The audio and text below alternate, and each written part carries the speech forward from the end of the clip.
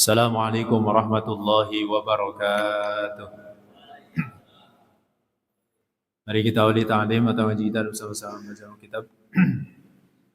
Ala hadina wa likunna bisalihah wa sallam wa liban kitab. Al-Fatihah. A'udzu billahi minasyaitonir rajim. Bismillahirrahmanirrahim. Alhamdulillahil alamin arrahmanir rahim maliki yaumiddin.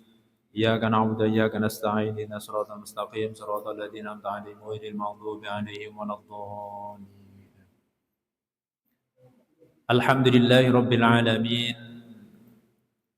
وبه نستعين على أمور الدنيا والدين والصلاة والسلام على أشرف الأنبياء والمرسلين سيدنا محمد وعلى آله وصحبه أجمعين سبحانك لا علم لنا إلا ما علمتنا إنك أنت العليم الحكيم رب اشرح لي صدري ويسر لي أمري واحلل عقدة من لساني يفقه قولي. Amma ba'du, bapak-bapak hadirin jamaah Majelis Ta'lim Masjid Taqwa yang berbahagia. Alhamdulillah wa syukurillah kita masih dapat berkumpul, bermuajahah, bertemu kembali di masjid yang mulia ini dalam rangka kita bersama-sama ta'lim, bersama-sama ngaji.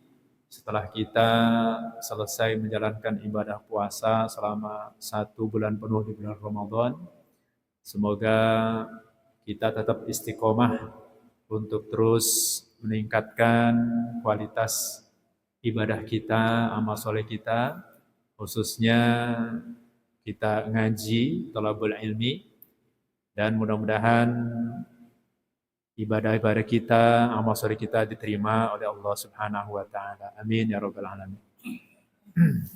Salawat dan salam semoga tetap dilimpahkan kepada junjungan Nabi besar kita Muhammad sallallahu alaihi wasallam beserta keluarganya, para sahabatnya dan juga pengikutnya ila yaumil qiyamah.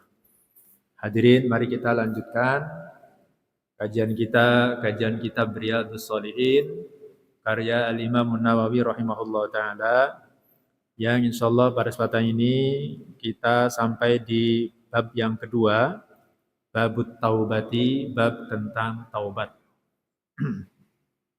Selesai bab tentang ikhlas dan niat. Pada bab yang kedua ini dilanjutkan tentang pembahasan taubat.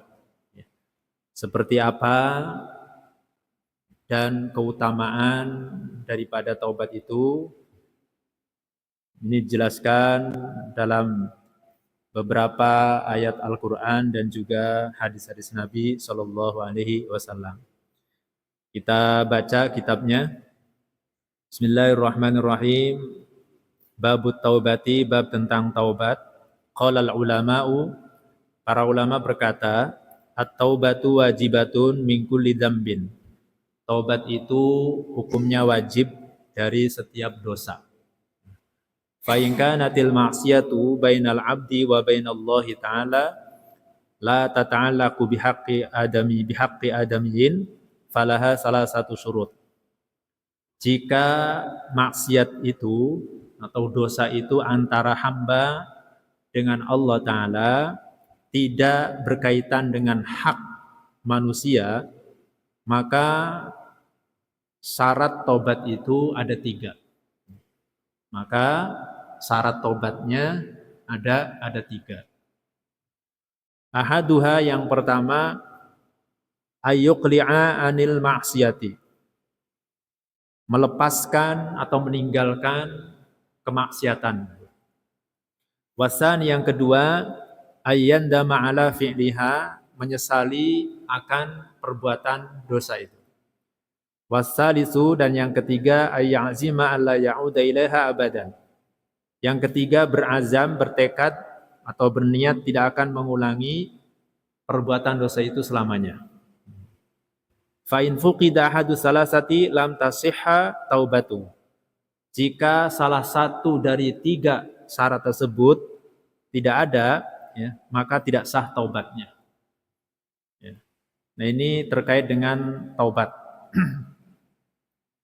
Jadi taubat itu wajib dari setiap perbuatan dosa. Nah, sudah barang tentu kita ini hamba Allah yang selalu melakukan perbuatan-perbuatan dosa dan maksiat. Ya. Barangkali kalau kita hitung-hitung dosa kita nggak kehitung. Setiap tahun, setiap bulan, setiap minggu, setiap hari, setiap jam, mungkin setiap menit kita ini tidak lepas dari maksiat. Seiring bertambahnya usia kita, jangan-jangan semakin bertambah usia kita, bertambah pula dosa-dosa kita. Itu memang harus kita akui, ya. Harus kita akui, Pak. Jangan kita merasa tidak punya dosa.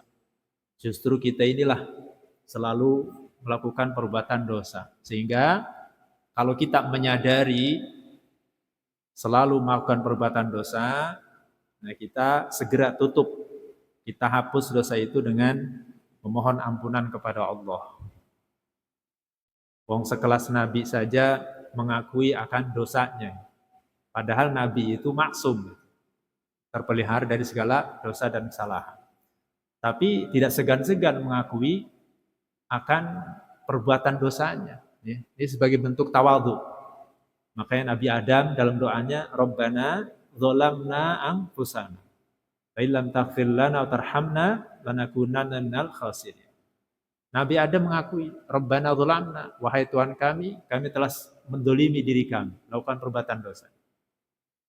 Nabi Yunus ketika dalam perut ikan, apa yang dibaca? La ilaha illa anta subhanaka inni kuntu minadz zalimin.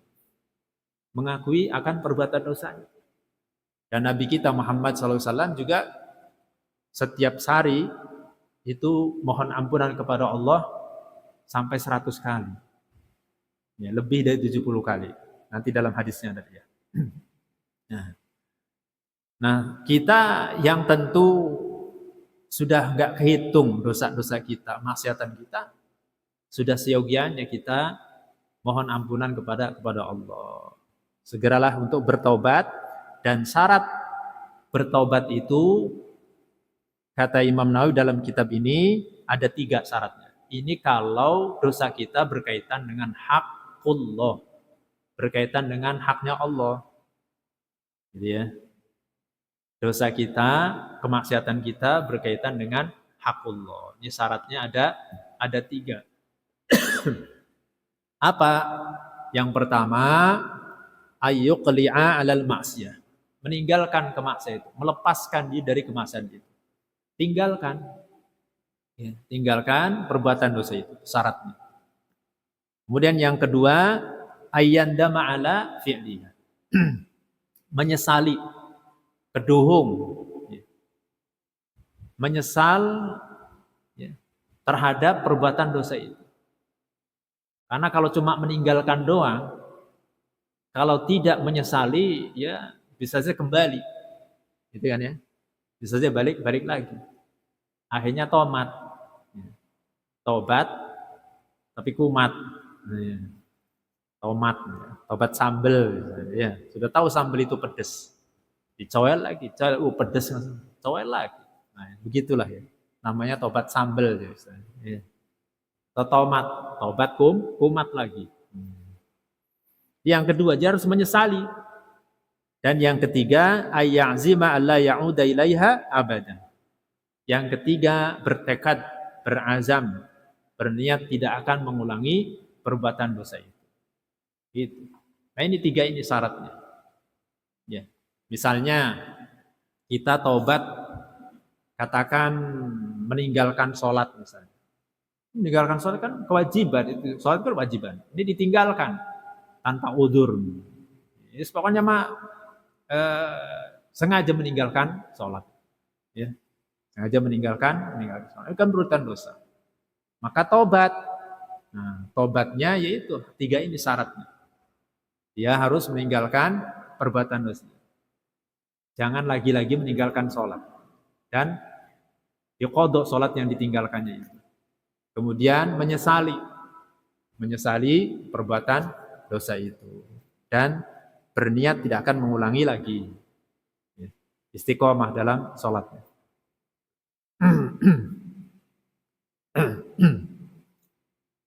Jika salah satu dari 3 tersebut, ya, tidak ada, maka tidak sah tobatnya. Jadi 3 ini sudah syarat utama. Nah, dia syarat utama. Ini kalau dosanya berkaitan dengan hakullah. Wa in kanatil maksiatu tata'allaqu bi adamiyyin fasurutuha arba'ah. Jika kemaksiatan itu berkaitan dengan hak orang lain, hak manusia, maka syaratnya ada 4. Hadis salasah, syaratnya ada 4. Apa saja? 3 yang sudah disebutkan, 3 tadi, ditambah 1 lagi. Wa ayyabro'a min haqqi sahibiha, hendaknya yang keempat ini ya, hendaknya dia membebaskan diri dari hak kawannya itu, dari hak orang lain. Fa in kanat malan aw nahu ruddahu ilaihi. Jika berkaitan dengan harta atau semacamnya, maka ia harus mengembalikannya. Wa in kanat hadda qadhaf wa nahwahu makanahu minhu aw talaba afaw.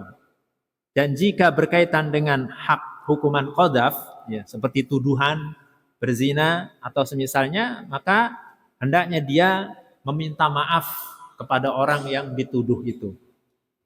Wa in kanat ghibatan istahallahu minha.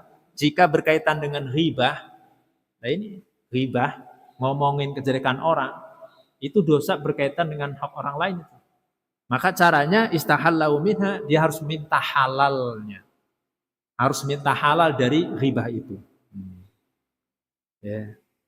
Nah ini jadi kalau dosa kita berkaitan dengan hak orang lain, hak manusia, jadi syaratnya ada 4. Jadi yang 3 tadi, yang pertama meninggalkan dosa, yang kedua menyesali, yang ketiga berniat tidak akan mengulangi lagi, yang keempat, nah ini, yang keempat harus melepaskan diri, membebaskan diri dari hak saudara kita, dari hak orang lain. Kalau berkaitan dengan harta, kembalikan. Barangkali kita mengambil milik orang lain, walaupun sedikit, ya, kembalikan. Atau pulang dari masjid, dari pengajian, sendalnya hilang. Lebaran ngambil sendal orang lain, itu pada kayak nyolong. Kembaliin, ya, balikin. Ya. Nah itu sudah ngambil milik orang lain. Apalagi yang korupsi misalnya, ya, milik orang lain, kembalikan hak. Ya, berkaitan dengan harta. Ya, ini berkaitan dengan urusan harta. Ya. Wa in kana hadda qadhaf. Ya, kalau misalnya tuduhan menuduh orang lain, ya, bisa berbuat zina padahal tidak ada saksi, tidak ada bukti, itu namanya qadhaf. Ya. Harus apa? Harus minta maaf. Minta maaf kepada orang yang ini. Atau merusak kehormatan orang lain. Qadhaf itu sudah merusak kehormatan orang lain, menuduh tanpa ada bukti. Makanya hati-hati. Ya. Apalagi misalnya kita nih sekarang ini tidak lepas dari media sosial itu. Hati-hati kita asal menuduh orang lain. Belum ada kejelasan dari informasi lalu kita ikut menyebarkan. Nah itu padahal tidak terbukti misalnya tuduhan itu. Itu namanya sudah pencemaran nama baik, merusak kehormatan orang lain, ya, mempermalukan di depan umum. Itu harus minta maaf itu. Kalau tobat harus minta maaf. Kalau belum, nggak terima tobatnya, karena belum beres. Itu ya. Ini berkaitan dengan hak orang lain. Ya. Begitu juga dengan hibah. Ketika kita menghibah orang lain, kita harus minta halalnya. Ya. Minta halalnya. Sampaikan fulan, mohon maaf, saya telah menghibah kamu. Jadi saya minta halalnya. Ya selesai. Ya. Karena tadi itu hibah itu kita ngomongin kejelekan orang lain di belakang. Ya. Nah, itu dosanya berkaitan dengan hakul adami, bukan hak Allah, tapi hak orang lain.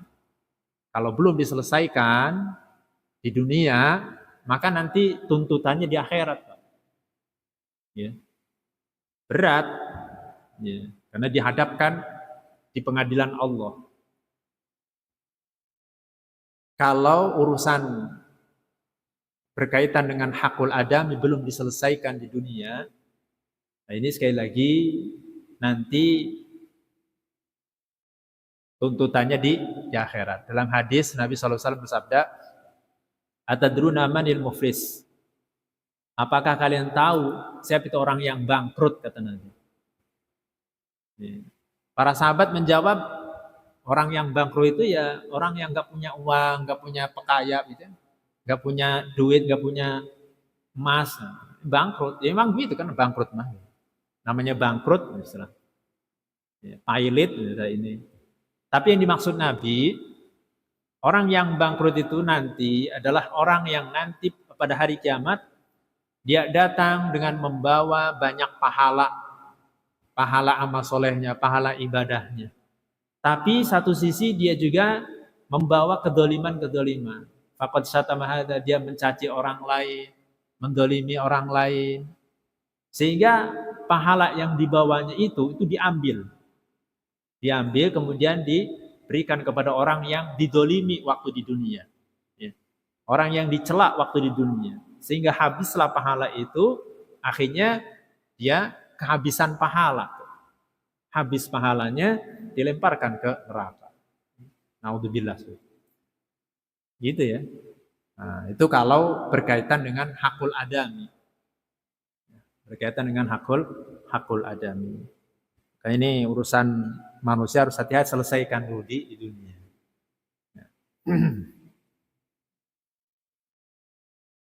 Sebagian ulama mengatakan syaratnya taubat itu ditambah 2 lagi. Jadi kalau tadi kan 4 ya, 4 kalau berkaitan dengan hakul adami ditambah. Nah, sebagian ulama mengatakan ditambah 2 lagi. Apa syaratnya? Yang kelima, taubatnya kudu ikhlas. Kudu ikhlas. Ya semata-mata memang karena Allah. Bukan karena ingin mendapatkan kesenangan dunia atau tidak. Ya, benar-benar dia bertobat itu lillah, karena Allah. Kemudian yang keenam, tepat waktunya. Kapan tepat waktunya itu? Ketika masih hidup. Karena kalau misalnya roh itu sudah di tenggorokan, maka sudah tidak bisa taubat lagi. Atau misalnya ketika datang hari kiamat, udah nggak bisa taubat. Nah, jadi waktu taubat itu ya ketika kita masih hidup. Jadi tepat waktunya. Jadi 6 tuh ya kalau di jumlah semuanya.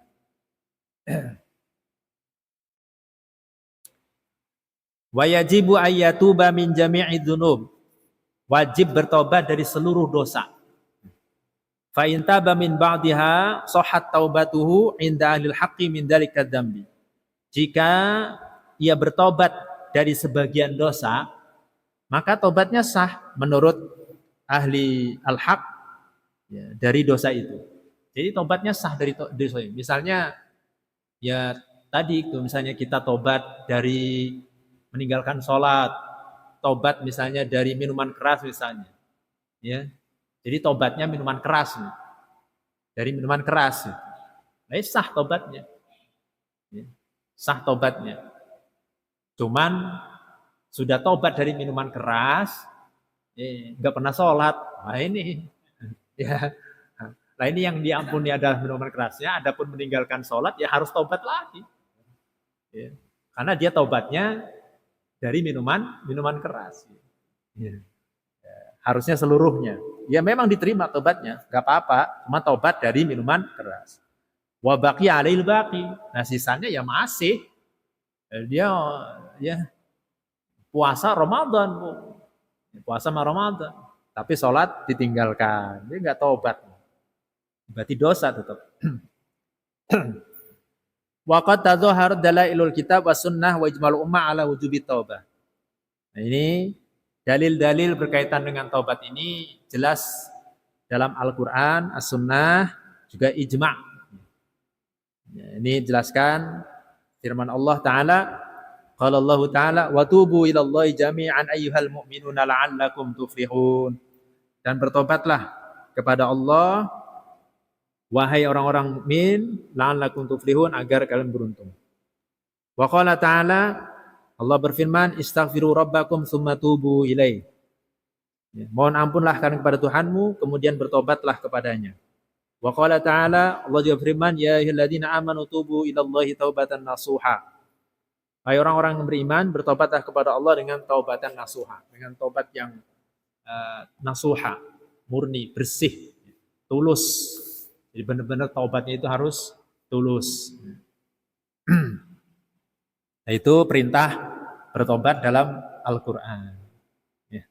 Nah, sudah seyogianya kita sekali lagi ya mohon ampunan kepada Allah, bertaubat dari segala dosa-dosa kita. Sedangkan dalam hadis wa Nabi Hurairah radhiyallahu anhu qala, dari Abu Hurairah radhiyallahu anhu qala, ia berkata, sami'tu Rasulullah sallallahu alaihi wasallam yaqulu, aku mendengar Rasulullah sallallahu alaihi wasallam bersabda, wallahi inni la astaghfirullah wa atubu ilaihi fil yaumi aktsar min 70 marratan. Rawal Bukhari. Demi Allah, sesungguhnya aku mohon ampunan kepada Allah dan bertobat kepadanya dalam sehari lebih dari 70 kali. Hadis riwayat Bukhari. Nah, ini baginda Nabi. Rasulullah itu kan maksum. Ya, maksum itu artinya terpelihara dari segala dosa dan kemaksiatan. Tapi beliau setiap hari mohon ampunan kepada Allah lebih dari 70 kali. Lebih dari 70 kali. Nah, ya, ini bukan sebuah batasan ya, batasan angka, tetapi saking banyaknya Nabi mohon ampunan kepada Allah. Ya. Tentu hadis ini di mana Nabi Shallallahu Alaihi Wasallam beristighfar mohon ampunan kepada Allah dalam sehari itu lebih dari 70 kali, ini sebagai ta'liman li ummati, sebagai pengajaran bagi umatnya, bagi kita sekalian. Wong Nabi saja tuh kira-kira kan begitu ya. Nabi saja yang nggak punya dosa tuh itu selalu mohon ampun kepada Allah. Nah kita yang dosanya banyak, kenapa tidak? Justru kita itu yang harus, ya. Justru kita itulah yang harusnya banyak mohon ampunan kepada Allah. Sekaligus sebagai bentuk tawadhu Nabi SAW, akhlak Nabi SAW.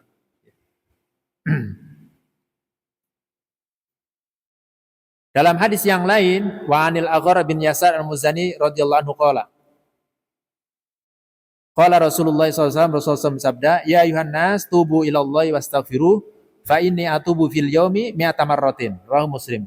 Wahai manusia, bertobatlah kepada Allah dan mohon ampunlah kepadanya, karena sesungguhnya aku bertobat dalam sehari sampai 100 kali.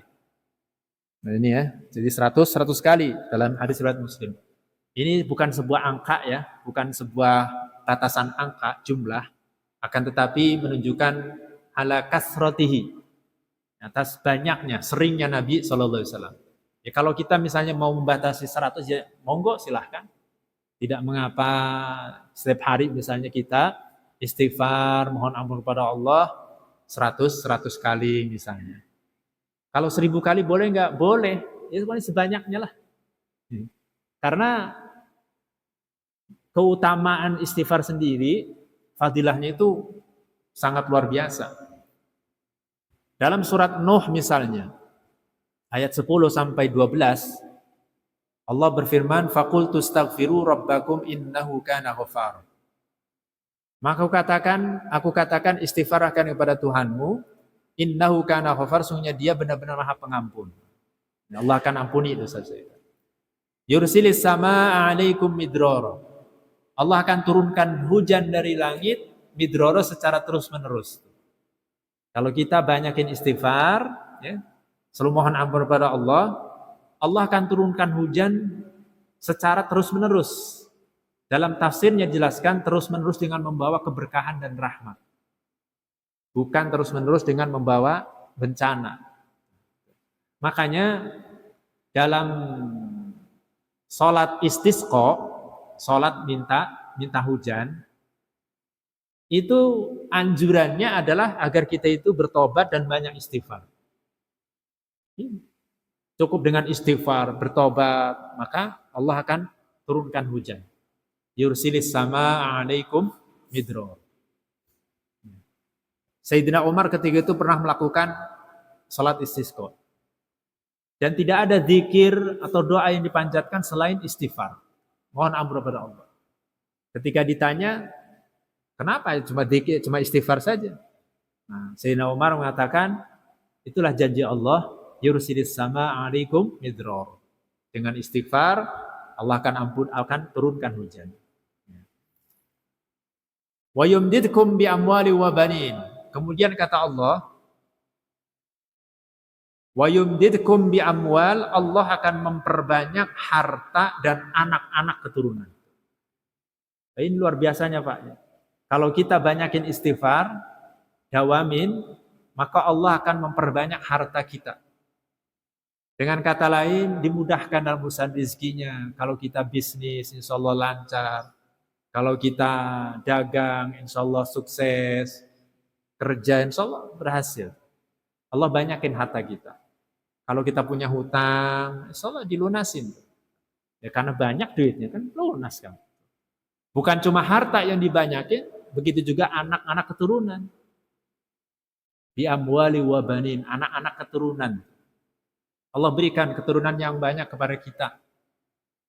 Makanya dianjurkan bagi barangkali misalnya saudara kita atau mungkin kita yang memang belum memiliki keturunan misalnya, ya, maka perbanyaklah istighfar.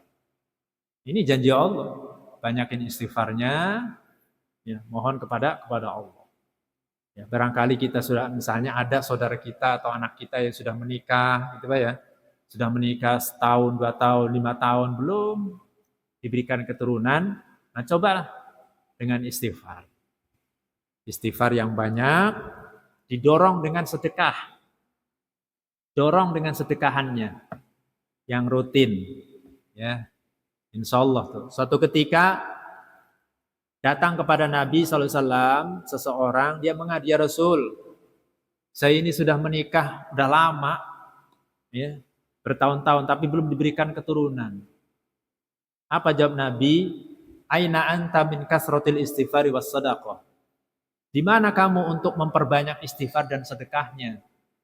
Rupanya diamalkan oleh orang ini. Dia banyakin istighfar, banyakin sedekah. Ketika datang kepada Nabi beberapa waktu kemudian, dia sampaikan, ya Rasul, alhamdulillah anak saya sudah 9. 9, laki-laki semua. Luar biasa. Ya, makanya inilah barangkali ini ya, barangkali ada saudara kita atau anak kita yang memang belum diberikan keturunan, coba banyakin istighfar, banyakin sedekah. Dalam tafsir Qurtubi ceritakan juga, Imam Hasan Al-Basri kedatangan beberapa orang tamu. Tamu yang pertama dia mengadu, ya Imam, saya ini seorang pedagang, seorang bisnismen. Saya sedang mengalami kerugian yang luar biasa. Utang saya banyak, pokoknya bangkrut lah. Jadi minta doa, doakan saya Imam, biar saya sukses. Dijawab oleh Imam Hasan Basri, aksiril istighfar, banyakin istighfar. Kemudian tamu berikutnya, ya Imam, saya ini sudah, ya, menikah puluhan tahun, tapi Allah belum berikan keturunan. Tolong doakan kepada Allah biar saya diberikan keturunan. Dijawab oleh Imam Hasan Basri, aksiril istighfar, banyakin istighfar. Kemudian tamu berikutnya, ya Imam, saya ini seorang petani, keadaan sedang peceklik, sehingga kami gagal panen. Ya, gagal panen, gak turun-turun hujan. Tolong doakan kepada Allah biar turun hujan. Lagi-lagi dijawab oleh Imam Hasan Al-Basri, aksiril istighfar, banyakin istighfar. Ketika ditanya, ya Imam, kok semua masalah, semua problem kok jawabannya cuma satu, banyakin istighfar. Apa jawab sang Imam? Tidakkah kamu itu baca surat Nuh? Janji Allah dalam surat Nuh ayat 10 sampai 12. Itulah janji Allah. Allah akan turunkan hujan, Allah akan banyakin harta dan anak keturunan. Wa yaj'al lakum jannati wa yaj'al lakum anhara, dan Allah akan jadikan untukmu jannat, kebun-kebun, dan juga sungai-sungai. Oh, diberi tuh, ya, diberi tanah gitu. Jadi banyakin istighfar tuh, ya, biar tanahnya luas, punya kebun-kebun, sungai, Masya Allah. Itu, ya. Itu keutamaan istighfar. Ya. Nabi SAW dalam hadis riwayat Ahmad bersabda, "Man lazimal istighfar, ja'alallahu lahu min kulli hammin faraja, wa min kulli dhiqin mahraja, wa razaqahu min haitsu la yahtasib." Barang siapa yang mendawamkan istighfar, maka Allah akan hilangkan kesusahan dan kesedihannya. Wa min kulli dhiqin makhraja, Allah akan berikan solusi, jalan keluar dari segala kesulitannya, dan Allah akan berikan rizki dari arah yang tidak disangka-sangka. Oh, ini luar biasa nih Pak. Ya. Kita punya masalah apa saja nih? Kata Nabi, kita punya kesulitan, kesusahan masalah apa saja. Kesulitan apa saja, baik masalah rezeki, masalah anak, masalah pendidikan, masalah bisnis, masalah keluarga. Nih, banyakin istighfar kata Nabi. Allah akan berikan jalan keluar dari segala kesulitan kita, dan Allah akan berikan rizki dari arah yang tidak disangka-sangka. Masya Allah. Ada satu kisah. Suatu ketika Imam Ahmad bin Hambal, atau yang terkenal dengan Imam Hambali. Imam Hambali ini selevel dengan Imam Syafi'i ya. Beliau ini ahli hadis, hafal hadisnya 1.000.000 berikut mata rantainya. Beliau sangat terkenal seantero Irak. Beliau hidup di Irak, di Baghdad. Makamnya di Baghdad. Imam Hambali. Semua mengenalnya, mendengar kealiman, keilmuan daripada Imam Hambali ketika itu. Suatu ketika beliau dalam keadaan safar, perjalanan. Ya. Kemudian ketika dalam perjalanan itu, dia kemalaman, mampir di salah satu masjid. Ya, mampir satu masjid, sholat berjamaah. Nah, kemudian istirahat di masjid. Ya. Ketika akan istirahat di masjid, mau tiduran di masjid lah, maksudnya mau tidur di masjid gitu. Nanti qiyamul lail. Oleh pengurus masjid, oleh DKM nggak boleh, diusir. Ini DKM nggak tahu kalau ini adalah Imam Hambali yang terkenal itu. Ya, al-alimul allama, seorang imam. Nggak boleh. Mohon maaf Tuan, ini nggak boleh tidur sini. Ya, mohon maaf nih masjidnya mau saya kunci. Akhirnya Imam Hambali ya tidur di pelataran, istirahat di pelataran. Gak ada yang tahu kalau dia itu adalah Imam Hambali. Nah, ketika itu ada seorang tukang roti nyamperin, ya, Pak, kalau mau istirahat yuk di rumah saya saja, nawarin kebaikan. Kebetulan ada kamar kosong satu. Akhirnya ikutlah Imam Hambali dengan si tukang roti itu ke rumahnya mampir. Setelah di rumahnya istirahat, ya, aktivitas biasa. Ada satu pemandangan yang dilihat oleh Imam Hambali terhadap si tukang roti ini. Jadi si tukang roti ini Pak, setiap saat, setiap waktu, bahkan setiap gerakannya itu selalu istighfar terus. Berjalan istighfar, duduk istighfar, ngudek adonan istighfar, ngiris bawang istighfar, di dapur istighfar melulu. Sehingga Imam Hambali ini bertanya-tanya dalam hati, ini ada apa ini orang kok istighfar melulu? Lah ditanyalah, Pak, mohon maaf, ini saya perhatikan Bapak ini kok istighfar melulu. Memang ada apa sih? Apa yang kau alami ya, sehingga kau banyak istighfar? Dan apa sih yang dihasilkan dengan istighfarmu itu? Ya. Akhirnya si tukang roti cerita, begini Tuan, memang betul saya itu dari dulu sampai sekarang. Saya perbanyak istighfar. Saya dawamkan dalam setiap saat, setiap waktu saya dawamkan istighfar. Alhamdulillah, segala hajat saya dikabulkan oleh Allah, permohonan saya dikabulkan oleh Allah. Masalah rezeki alhamdulillah kurang, duit banyak, anak banyak, istri satu, alhamdulillah tidak kurang apapun. Tapi ada satu permohonan saya kepada Allah, dari dulu sampai sekarang belum dikabulkan. Maka saya perhebat istighfar, semoga Allah kabulkan lagi. Apa itu Pak?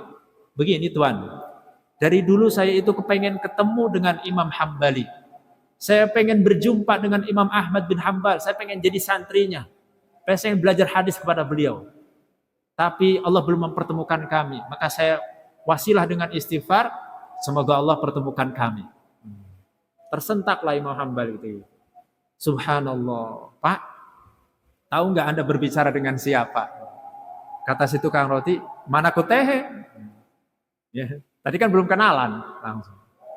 Langsung Hambal, sayalah Ahmad bin Hambal. Sayalah Ahmad bin Hambal yang Bapak inginkan. Seketika itu si tukang roti langsung mencium tangannya, merangkul dengan tangisan bahagia.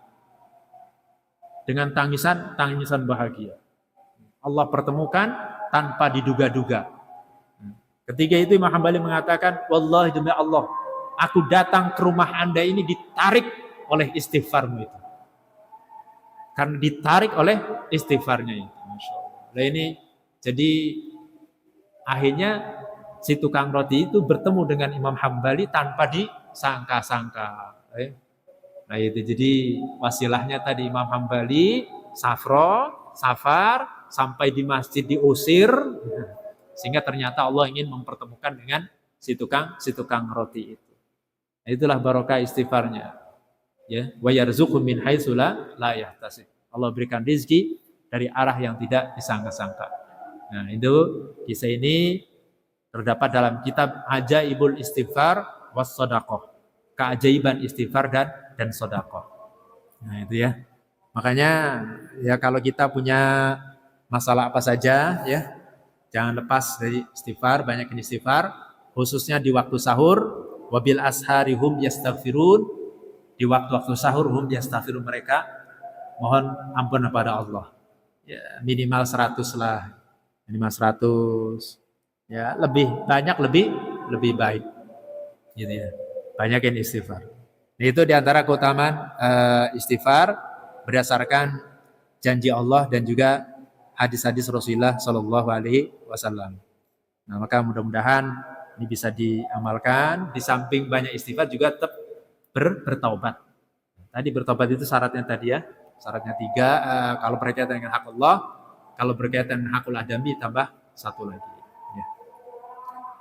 Baik, mungkin ini saja dulu bab tentang taubat. Ya, kita cukupkan. Mudah-mudahan bisa dipahami dan bisa diamalkan. Assalamualaikum ya akhi ya ukhti. Assalamualaikum ya akhi ya ukhti.